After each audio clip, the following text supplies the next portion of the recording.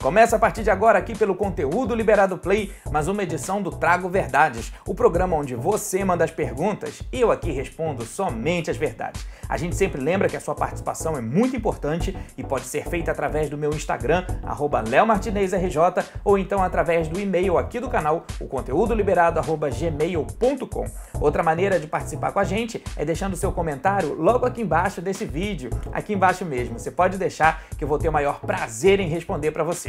Bom, mas antes de começar a responder as perguntas de hoje, eu quero deixar um carinho muito especial para minha querida Isabelita dos Patins, que completou 70 anos de idade agora no finalzinho de julho. O Jorge Iglesias, que interpreta a Isabelita, promoveu um jantar grandioso aqui no Rio de Janeiro. Eu recebi o convite, mas infelizmente eu não pude ir, mas deixo aqui registrado o meu carinho, a minha total admiração pela Isabelita dos Patins. Outra personalidade que também fez aniversário agora no final de julho foi o querido David Brasil. David, um beijo carinhoso para você, sucesso e muita felicidade. Bom, também quero deixar um beijinho aqui para Valéria Cabral, de Mangaratiba, na Costa Verde do Rio de Janeiro, que está sempre ligada aqui no nosso programa, também sempre acompanhando todas as novidades aqui do Conteúdo Liberado Play. Aliás, o pessoal da Costa Verde tem uma audiência muito boa aqui com a gente, viu? A Costa Verde do Rio de Janeiro. Então, um beijo, Valéria, e um grande abraço para todos vocês aí da Costa Verde que acompanham sempre os nossos programas. E a gente abre o programa falando sobre o último capítulo da novela Deus Salve o Rei. Pois é, a trama medieval chegou ao fim, trazendo aí cenas de destaque, como, por exemplo, o enforcamento da personagem Catarina, interpretada pela Bruna Marquezine. Bom, tudo que não aconteceu na novela durante aí os seus meses de exibição, aconteceu no último capítulo. Isso foi bem legal, prendeu bastante o público e eu queria parabenizar a Bruna Marquezine, que enfrentou um grande desafio com essa personagem. Foi a primeira vilã da Bruna, uma personagem difícil, uma personagem que sofreu, assim, bastante crítica de todo mundo no decorrer da novela, a questão da interpretação, a questão das falas, a questão até dela estar sussurrando, por conta da personagem, mas tudo isso ficou para trás depois que a gente viu a última cena da Catarina. Vocês estão vendo aí umas imagens da Catarina sendo enforcada. Eu particularmente achei que a Globo não fosse exibir o enforcamento da Catarina, por ser assim uma cena pesada, uma cena carregada de emoção, mas eles mostraram lá tudo, inclusive mostraram a dublê pendurada lá na corda no enforcamento. Achei que ficou muito legal. Outro destaque desse último capítulo, que também vale a pena a gente falar aqui, foi a interpretação da Beth Goffman, que interpretou a Naná, que fez a Naná. Uma cena final belíssima, que ela fica louca, falando que a filha era uma nobre e tudo mais, A filha interpretada pela Monique Alfradique. Então eu achei que foi assim, a Beth Goffman foi muito mal aproveitada nessa novela. Aliás, outros atores também foram muito mal aproveitados durante essa novela, como por exemplo o Marco Nanini, que fez aí o Rei de Artena, que eu acho que em momento nenhum ele poderia ficar preso ou fora da trama, ou lá no calabouço, esquecido. Não, ele tinha que estar atuando ali, porque ele foi uma peça fundamental, principalmente para a formação da própria Catarina, da própria vilã. Então acho que ele precisava ter assim uma atuação maior. Outro destaque para a novela que a gente tem que dar é para Tata Werneck, que levou aí nas costas o núcleo de humor da trama. Ela interpretou a Lucrécia e, juntamente com os outros dois personagens, o Orlando e o Petrônio, que eram os conselheiros do rei, também fizeram a gente aí dar boas gargalhadas no meio dessa história que era tão pesada, tão cheia de rancor, tão cheia de amargura. Mas também não gostei do casal, do Afonso e da Amália. Achei que foi um casal muito chato, um casal que ia, que vinha, e aquele amor sofrido. O amor sofrido é um amor que já não funciona muito com histórias dos tempos atuais, Chega a ficar uma coisa assim meio desgastada. Você imagina no período medieval. Eu achei que eles podiam ter dado um dinamismo maior para esse casal, para a Amália e para o Afonso. Mas Deus Salve o Rei entrou com certeza para a história da teledramaturgia, por ser uma novela pioneira na questão de recursos, na questão de recursos gráficos também, de efeitos gráficos. A TV Globo recriou com os mínimos detalhes, com a maior riqueza, o período medieval. sem muito deslocar, né? Sem deslocar as equipes para fora, para a Europa, para fazer. Eles fizeram algumas imagens na Europa de insert, né? Alguma coisa de castelo e tudo, mas a maioria foi tudo recriado nos estúdios Globo. Então assim, a gente às vezes olhava ali, né, os reinos, olhava aquilo tudo e a gente nem se tocava que a gente estava vendo uma coisa feita no Brasil, um produto nosso. Eu acho que isso aí vale muito a pena a gente ressaltar o cuidado que a TV Globo teve com esse período medieval. Bom, foi uma novela que teve um texto muito bom, mas eu achei que a direção não combinou muito. A direção adotou um mecanismo que eu acho que não agradou muito ao público. Então, apesar do texto bom, eu sentia os atores um pouco longe da história, um pouco distante. Eu acho que isso passou, refletiu pra gente que é telespectador. Então, Deus Salve o Rei termina, né, já com números consideráveis, que o último capítulo aí bombou, teve uma audiência maravilhosa e entra pra história pela ousadia, entra pra história por essa questão mesmo aí da TV Globo ter recriado um período medieval diferente lá de Que Rei Sou Eu, que era uma outra época, era um outro momento, era uma outra história, né, muito diferente, chegaram até a tentar comparar, mas Que Rei Sou Eu fica pra lá e Deus Salve o Rei entra sim pra história como um grande marco da teledramaturgia brasileira.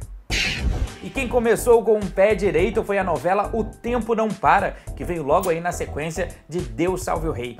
Que primeiro capítulo foi esse, né, gente? Olha, eu fiquei grudado na televisão o tempo todo, conversando com os meus seguidores, que também estavam acompanhando ali comigo em tempo real. Que primeiro capítulo espetacular, né? A cena do naufrágio do navio Albatroz, lá no ano de 1866, ficou assim impecável. Óbvio que a gente vê algumas referências do Titanic, né? Até mesmo pela história do iceberg e tudo, alguns takes se parecem muito com os takes do filme do Titanic, do James Cameron, mas gente, vamos combinar que a nossa produção brasileira não deixou nada a desejar. Foi uma sequência assim, vocês estão vendo aí algumas imagens, foi uma sequência sensacional. O navio foi todo recriado digitalmente, alguns cenários do navio, né, uma curiosidade aí, foram gravados em estúdio, né? Só a sala de máquinas, onde tem aí, que eles mostraram a água entrando, só nessa sala de máquina foram usados 90 mil litros de água. E essa sala de máquinas foi criada dentro de um tanque, foi feita, reproduzida dentro de um tanque. Ou seja, é uma novela que já começou pra cima, que tem um elenco sensacional, né? A gente tem aí, além do Edson Celulari, da Rosy Campos, tem o Kiko Mascarenhas, tem a Natália Rodrigues. Olha, tem uma galera nessa novela aí, né, a Cristiane Torlone, tem Cléo Pires, que agora é só Cléo, não é mais Pires. Enfim, tem a Adriane Galisteu, tem uma mistureba aí que vai fazer muito sucesso, que já está fazendo e que eu acho que já começou a conquistar o grande público. Eu simplesmente amei os primeiros capítulos, né? Agora, falando do primeiro e falando dos outros até o dia que a gente tá aqui gravando o programa, eu amei. Eu acho que é uma novela que tem tudo pra dar certo. É uma novela divertida, é uma novela que tem a comédia no tempo certo, tem o drama no tempo certo, tem o romance no tempo certo. Então, assim, é uma novela que tem tudo pra dar certo, né? E resgatando aí, no horário das 19 horas, essa coisa da brincadeira, essa coisa da diversão, né? Lá daqueles tempos de Vamp, quem não se lembra, né? Onde o horário das 19 horas era um horário assim pra gente relaxar, pra gente distrair. E outras novelas que vieram também nesse sentido, Perigosas Peruas, Vira-Lata, enfim, teve um monte de novela aí que no horário das 19 dava um entretenimento maior pro público. E O Tempo Não Para veio com essa proposta. Aliás, a gente tem que destacar aqui o Edson Celulari e a Rosy Campos, né?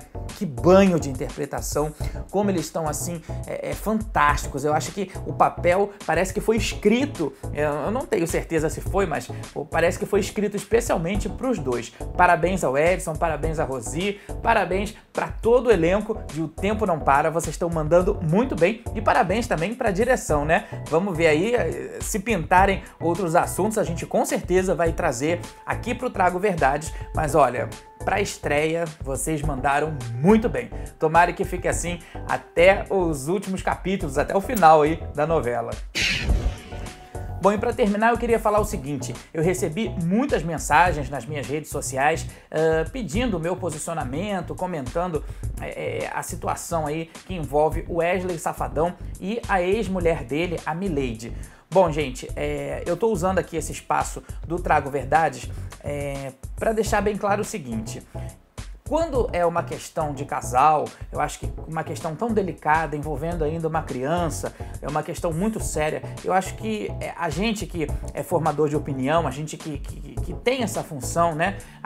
Eu acho que a gente deveria se manter de uma maneira imparcial. Eu vejo que tem um time jogando a favor da Milady, tem um time jogando a favor do Wesley e tem o time que está jogando com os dois lados para poder conseguir audiência, para poder conseguir clique no YouTube ou clique nas suas redes sociais, ou seja lá o que for. Bom, eu queria dizer o seguinte, esse caso, como eu já disse aqui, é um caso bastante delicado.